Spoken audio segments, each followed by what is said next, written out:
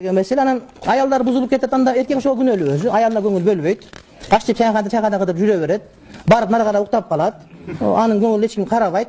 Анан кээде аялың сени кызганткысы келип бир нерселерди айламал кылып баштайт да. Сени көңүлүн бурдургусу келген кичине романтик болушуң керек. Кичине көп эмес. Анан бир жолу романтик болуп көчөгө чыгып кетип мойнуна көтөрүп алгандар бар, андай болгон.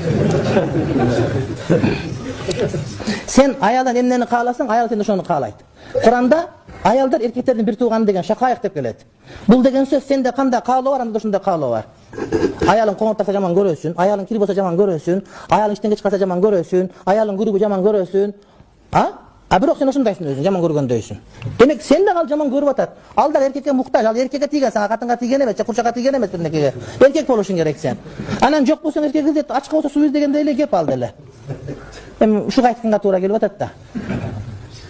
Неге башка бир эркек менен сүйлөшөт, бузулат, анткени сен өзүң ошону карабай атасың.